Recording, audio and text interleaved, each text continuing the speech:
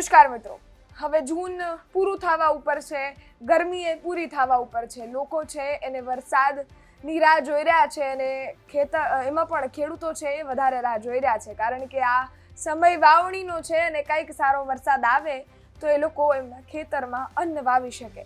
પરંતુ હજી પણ વરસાદ છે એવું લાગે કે ગુજરાત માટે રસાયેલો છે. હજી પણ આવનારા ઘણા દિવસો છે એ કોરા જવાના છે. ગુજરાતના અમુક વિસ્તારોમાં હજી પણ વરસાદ નથી વરસવાનો. અમુક જિલ્લાઓ છે જ્યાં છૂટો છવાયો વરસાદ વરસે. આઇસોલેશન પ્રમાણે ત્યાં 50 mm પર અવર વરસાદ વરસી શકે છે એવી શક્યતાઓ છે. એટલે છૂટો છવાયો વરસાદ વરસશે. બધું સમજવાનો પ્રયત્ન કરીશું. હવામાન વિભાગ દ્વારા જે મેપ જાહેર કરવામાં આવ્યો છે એને પણ સમજશું ને ત્યારબાદ વિન્ડી મોડલ મેપ છે એના દ્વારા પણ સમજવાની કોશિશ કરીશું. સૌપ્રથમ આજે 27 તારીખ છે. 27 તારીખના હવામાન વિભાગના મેપ પર નજર કરીએ તો દાહોદ, છોટાઉદેપુર, નર્મદા, સુરત, તાપી, નવસારી, ડાંગ, દાદર નગર હવેલી આ બધા જ વિસ્તારો છે જે દક્ષિણ ગુજરાતના ત્યાં વરસાદ વરસે એવી શક્યતાઓ છે. સારો વરસાદ નહીં વરસે, છૂટો છવાયો વરસાદ વરસે એવી શક્યતાઓ છે. સૌરાષ્ટ્રની વાત કરીએ તો સૌરાષ્ટ્રમાં પણ ગીર સોમનાથ, દીવ, અમરેલી ને ભાવનગર જે આ વિસ્તાર છે ત્યાં વરસાદ વરસી શકે છે એવી શક્યતાઓ છે.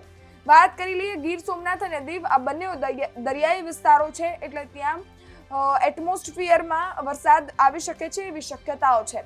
જુનાગઢ, પોરબંદર, દેવભૂમિ દ્વારકા, જામનગર, રાજકોટ, બોટાદ, સુરેન્દ્રનગર, મોરબી, કચ્છ આ જેટલા પણ વિસ્તારો છે એમાં વરસાદની આગાહી પણ નથી કરવામાં આવી.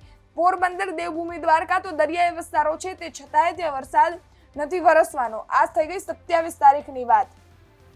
આવતીકાલ 28 તારીખની વાત કરીએ. હવામાન વિભાગ દ્વારા જે મેપ જાહેર કરવામાં આવ્યો છે એઝ ઇટ ઇઝ મેપ છે. કોઈ જ પણ જિલ્લો છે એ આમાં એડ કરવામાં નથી આવ્યો કે કોઈ જ પણ જિલ્લો છે એ આમાં ફરીથી એલર્ટની બહાર નથી કાઢવામાં આવ્યો. અમરેલી, ગીર સોમનાથ, ભાવનગર, દીવ અને આ સાઈડ ઉત્તર ગુજરાતના જેટલા પણ જિલ્લાઓ છે એમાં છૂટો છવાયો વરસાદ વરસી શકે છે એવી શક્યતાઓ છે. દક્ષિણ ગુજરાતમાં સુરતમાં સારો વરસાદ વરસી રહ્યો છે. બાકી બીજા બધા જિલ્લાઓ છે તે છૂટો છવાયો વરસાદ જ વરસી રહ્યો છે.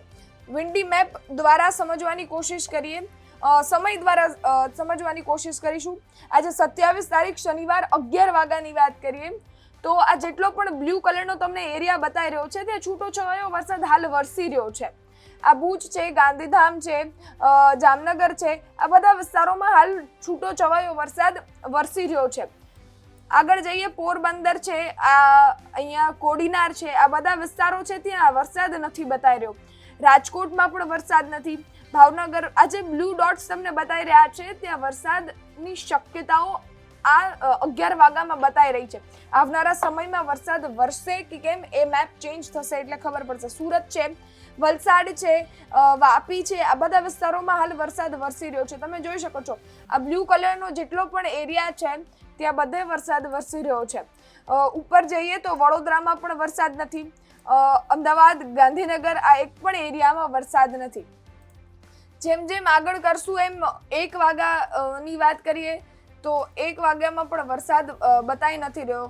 અહીંયા જામનગર છે, ભુજ છે, આ બધો એરિયા છે ત્યાં જ વરસાદ છે. સૌરાષ્ટ્રના ઘણા ખસા એરિયામાં વરસાદ નથી.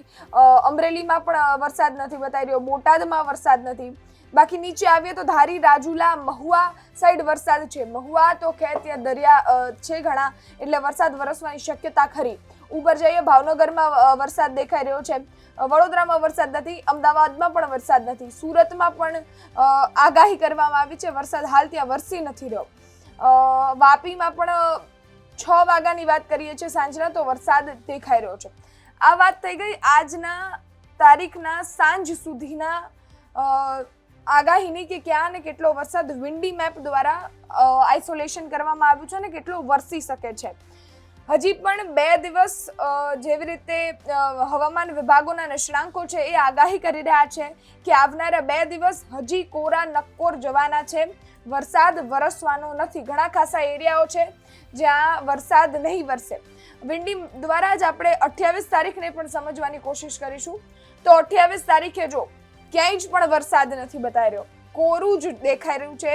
હવામાન વિભાગો દ્વારા અમુક જે વિસ્તારો છે, જાણે કે આપણે અહીંયાથી ચાલુ કરીએ તો અમરેલીમાં આગાહી કરવામાં આવી હતી, પરંતુ એ વિંડી નથી બતાવી રહ્યો.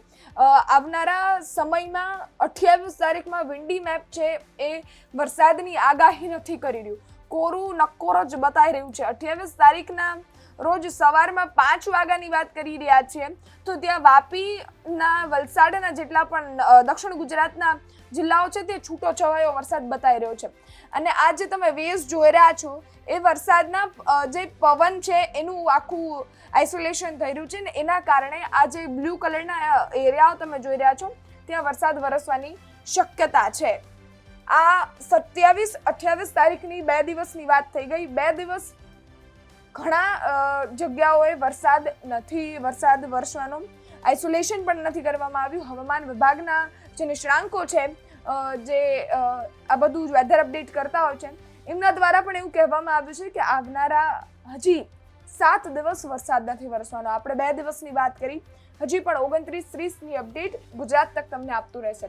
તમારું શું માનવું છે? તમારા જિલ્લામાં કેટલો હાલ વરસાદ વરસી રહ્યો છે? અને જે રીતના હવામાન વિભાગની આગાહી વિન્ડી મોડેલ દ્વારા આપણે સમજવાની કોશિશ કરી, આવનારા સમયમાં કેટલો વરસે છે? કોમેન્ટ ચોક્કસથી કરજો. ફરી મળીશું, ત્યાં સુધી ગુજરાત તક જોતા રહો. ધન્યવાદ.